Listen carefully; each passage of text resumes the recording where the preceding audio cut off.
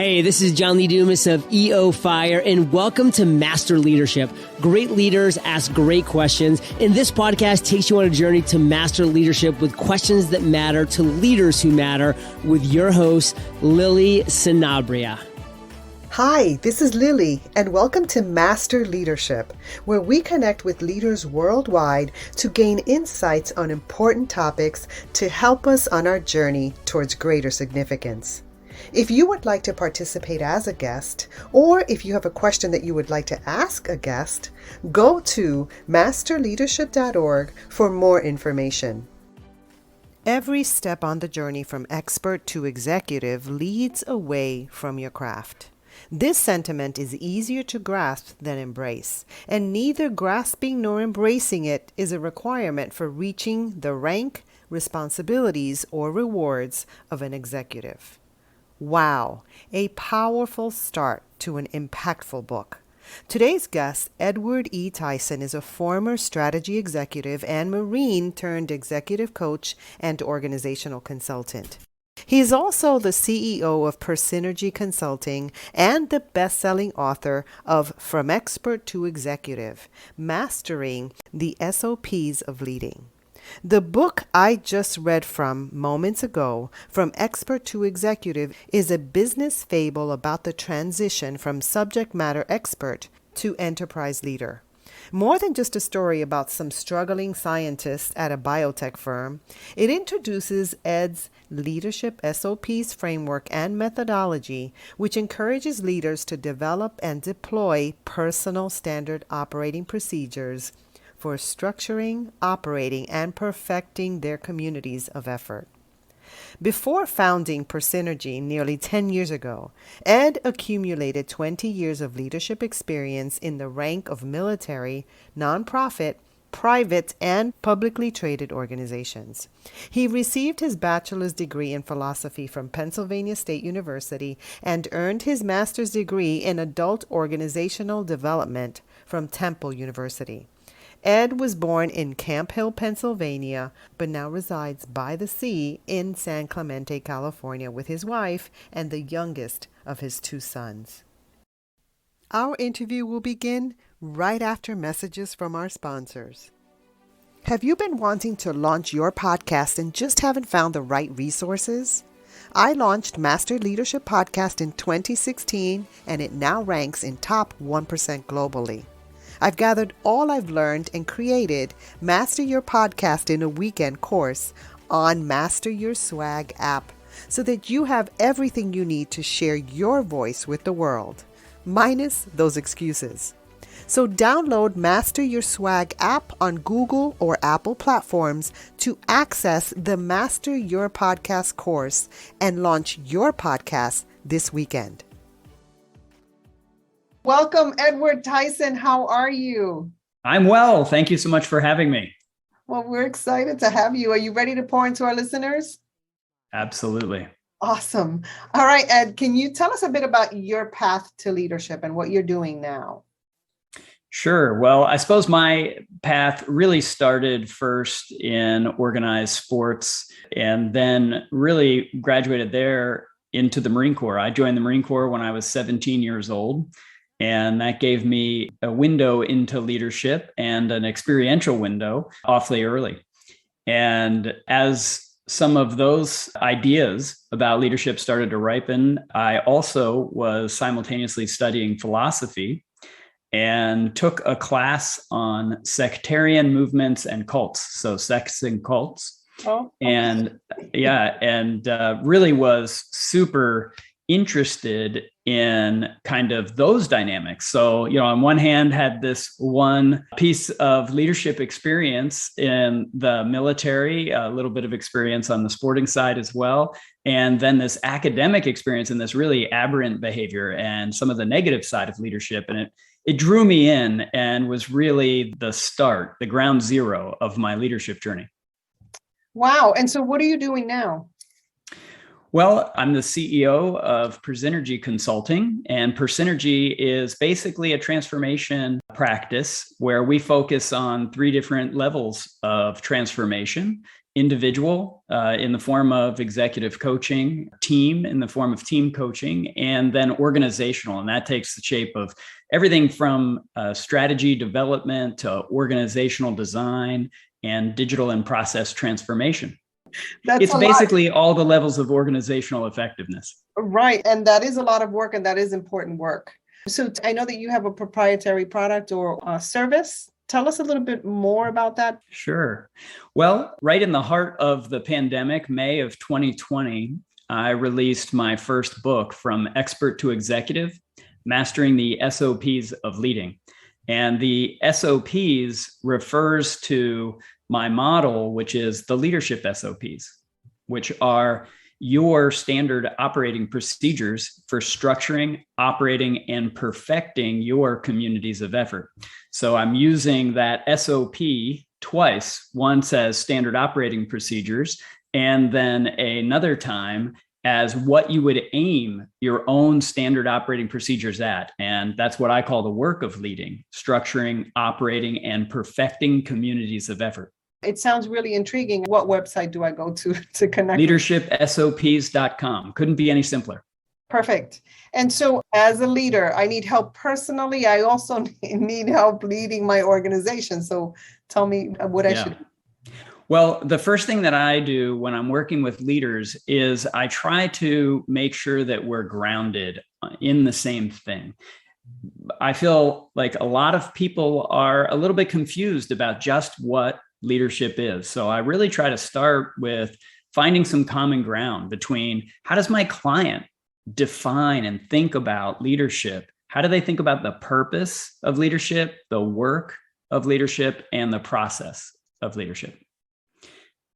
And of course, I have a bias towards what I think it is. And, basically my definition is it's a process of social organization meant to yield willing, capable, and sustainable communities of effort. I've interviewed many leaders, and we can always grow and learn from each other. This is why I do what I do. It's us collectively growing in leadership. And so what you offer in up-leveling what we do is super important. So thank you.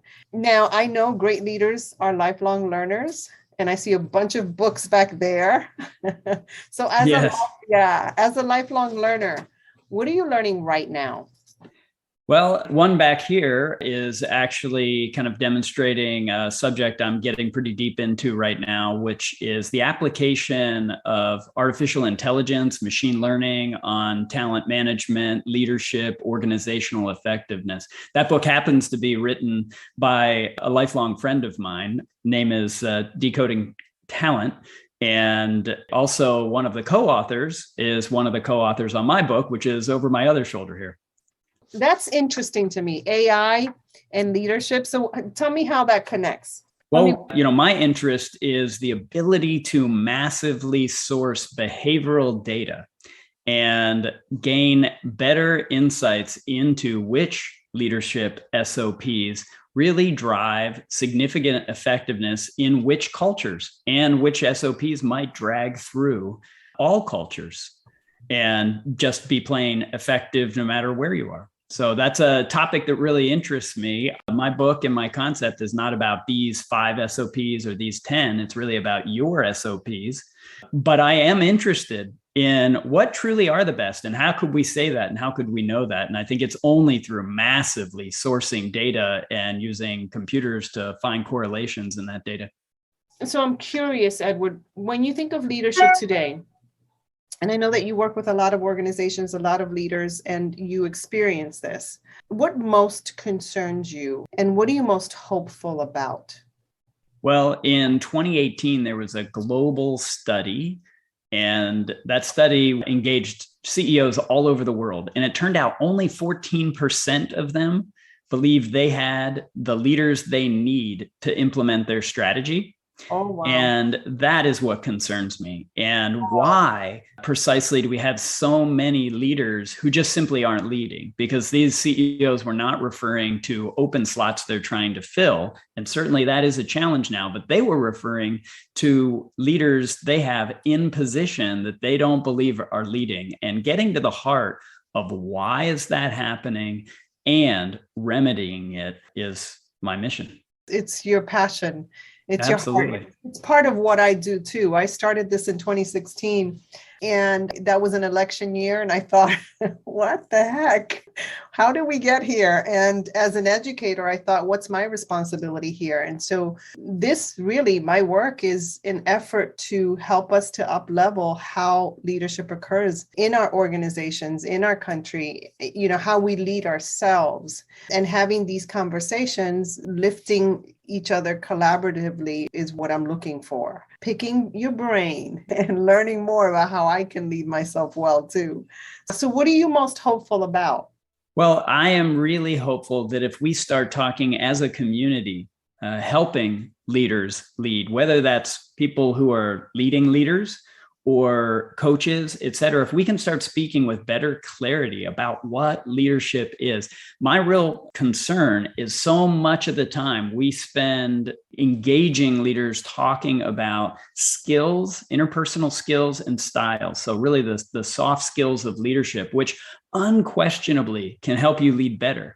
The problem is it doesn't help you lead.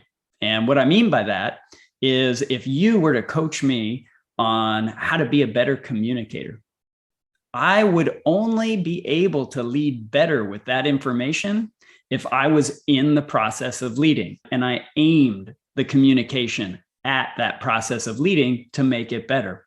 But if I'm not in the process of leading, if I'm doing something else, I'm simply going to be a better communicator. That's just being a better member. That's not being a better leader.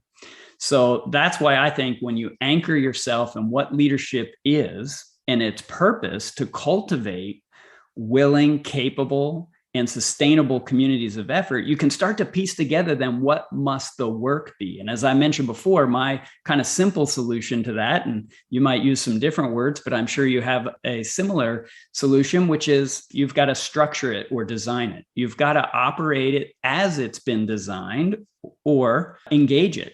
Right. And then lastly, you've got to continuously improve or perfect it. So that's where I get my structure, operate, and perfect of the three domains of leading. And of course, being in the process of leading is going after that work, going after the work that's really inside of what does it mean to structure a community of effort? What does it mean to operate it? And what does it mean to perfect it? I get that. But don't you need clear communication skills to do that well?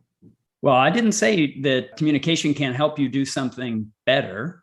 What I said is you can't do it unless you're doing it and then aim the communication at it. You have to be in the process of leading. You have to know what leading is and be doing it, and then use your new communication skills while in that process. And I really fear that too often when we talk about leadership competencies, skills, stylistic choices, situational leadership, magnificent concept, those don't help leaders understand what leading is, what's that work of leading. And therefore, they don't know what to do with those skills. Sometimes they don't even resonate with them. So I try to help them really embrace this core work, start doing that work, and then we add in the skills that will help them do it better. You mentioned soft skills, which I actually don't like that term because it removes the importance of those social emotional skills, which to me is what leadership is. My opinion is that it is a process of social organization, right? It is the series of activities you use to structure, operate, and perfect a community of effort. And that's your job as a leader, is to have that community of effort. We usually kind of bring it back down, strip it down, and see it very simply when we say, we first encounter leadership when we embrace an objective we can't achieve alone. There is born the idea of leadership in our minds because we need a community of effort to achieve that objective. Right. And to do that, we have to shift our gaze from the objective to the community of effort we need to build. Interesting. I need to read your book. Tell me a little bit about your book. It's out already. Where can we get it? Sure. It's on Amazon.com. And the title is From Expert to Executive, Mastering the SOPs of Leading. The book itself is, a fable. So the introduction lays out my journey to the leadership SOPs methodology and framework. And then the 10 chapters are really about a fictional case study of a biotech company based in Orange County, which is where I live, Orange County, California, and a bunch of scientists struggling with this idea of what is leadership, what's the work of leading, and how do I get into the process of leading? And so it's about them very reluctantly discovering that they need a community of effort if they are to survive as an organization and if they are to cure the deadly disease that they are focused on. Intriguing. So you have an option here. You can either take a question from a former guest, or you can share a challenge or struggle that you learned from. I'll take a question from a former guest. All right. So Cesar Quintero wants to know, how do you promote vulnerability within your organization? Well, I think that promoting vulnerability is something that can only be done if there is psychological safety and essentially trust. And in my book, there is nothing more powerful to creating trust within two people than to trust. So by extending trust, I'm able to use kind of the law of reciprocity that exists between human beings to generate trust. If I don't trust the people in my organization or the people on the product, my extended organization, my community of effort, which often includes my clients, if I don't extend trust, they will never extend it to me. So I try to be the first one to extend that, to be vulnerable, to share things about myself, doubts, etc., in order to encourage others to do the same. Well said. Truly, we have to lead the way in vulnerability to help promote that. So thank you. Now, as a listener of this podcast, Ed, do you have a question that you would like a future leadership guest to respond to? Like, what are you curious about? Sure. The question I would pose is one that, I've tried to answer myself, which is, what is the work of leading to you? Great question. Now, is there anything else you'd like to share with our listeners? Well, just that I'm hopeful that regardless of, my book, my concept, et cetera, just at table stakes, that they would get curious and explore exactly what they think the purpose of leading really is to them, clarify what they think the work of leading is, and then begin to transform by embracing and getting into the process of leading and mastering that through repetition and continuous improvement. And taken together, those concepts, explore, clarify, transform, and master, really compose the Leadership SOPs transformation model, which we use for coaching individuals, teams, and driving organizational change. I love it. You started off with transformation as, the big topic, and you ended with transformation, which to me is super important. So I love the way you brought that together. Thank you so much for adding value to me and to our listeners. It's been a great conversation. Well, thank you, Lily. What a joy it was to be with you today. Have a great day. Thank you. In closing, here's a quick message. Coaching is the art of influence that underpins leadership in the 21st century. It is the very thing that can get you from being stuck to being extraordinary. So go to masterleadership.org and sign up to get a free coaching session. Until next time, continue to ignite that leader in you.